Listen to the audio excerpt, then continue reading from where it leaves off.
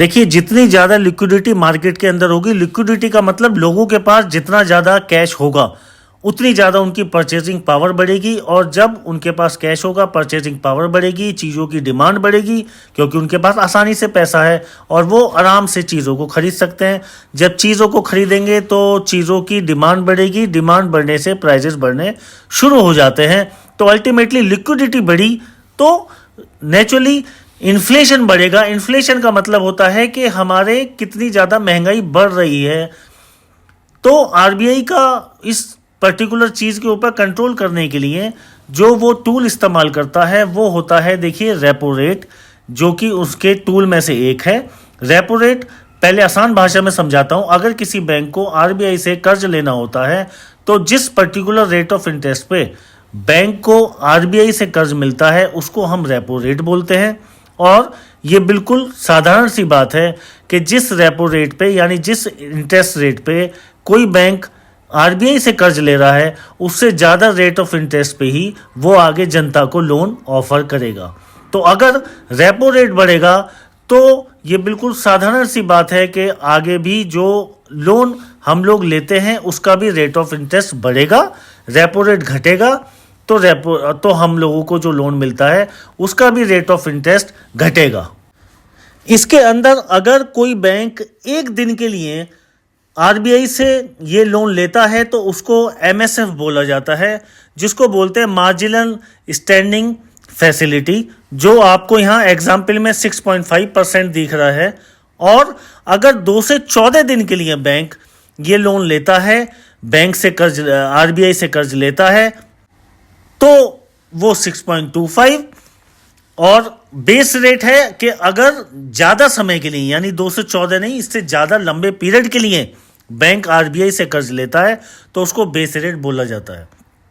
अब जब बैंक जनता को लोन देता है तो वो भी जो रेट बोला जाता है उसको बेस रेट ही बोला जाता है।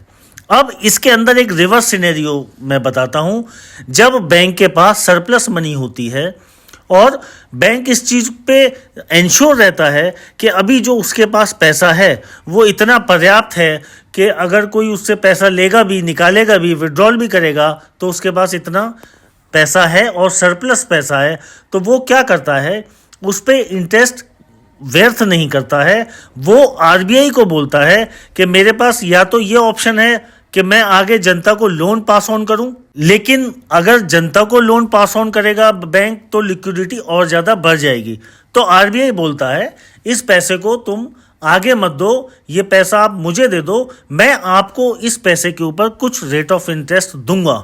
तो वो जो रेट ऑफ इंटरेस्ट होता है वो रिवर्स रेपो रेट बोला जाता है। यानी बैंक अपना कुछ सरप्लस पैसा आगे आरबीआई को ऑफर करता है कि आप मुझसे अगर लोन लेना चाहते हो तो ले लो। तो आरबीआई वो पैसा बैंकों से लेता है जिसका रेट ऑफ इंटरेस्ट को रिवर्स रेपो रेट बोला जाता है।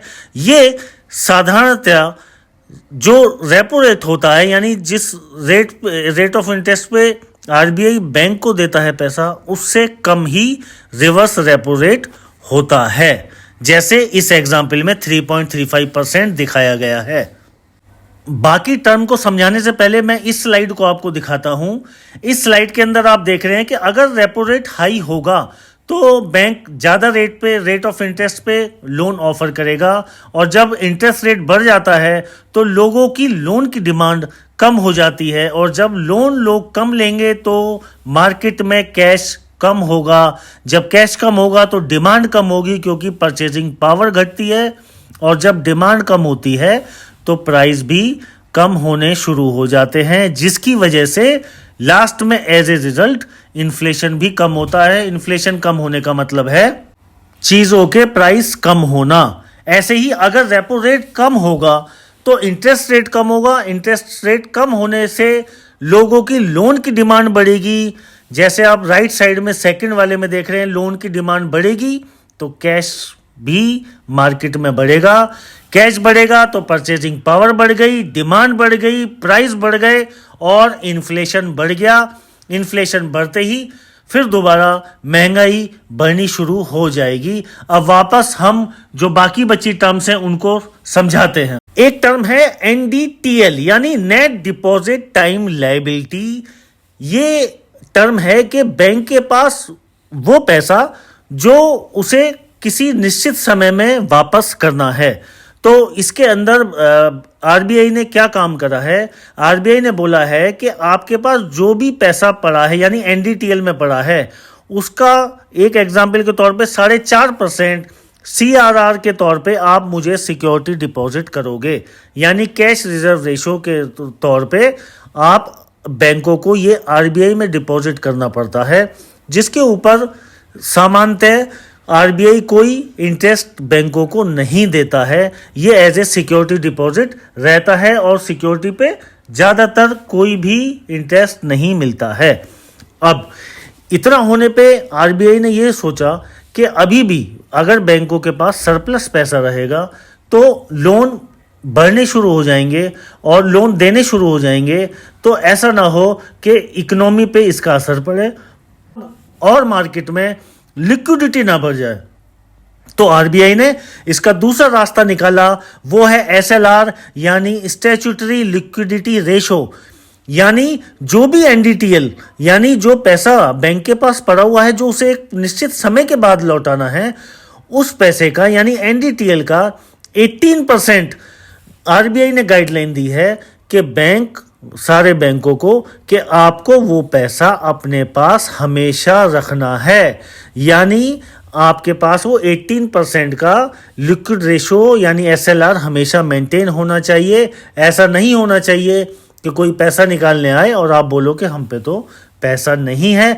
तो जब इतना पैसा, अब इससे होगा क्या, बैंक को उतना पैसा अपने पास रखना पड़ेगा, एक सरप्लस पैसा रखना पड़ेगा और CRR के रूप में 4.5% आरबीआई के पास जमा करना पड़ेगा। तो बैंक के पास बहुत ज़्यादा इतना सरप्लस पैसा नहीं होगा कि वो आगे जनता को बहुत ज़्यादा लोन ऑफर कर पाए, और इस तरीके से आरबीआई एक मॉनिटर करके एक कंट्रोलिंग बनाने की कोशिश करती है जिससे इकोनॉमी बहुत अच्छी तरह से चले और आगे बढ़े।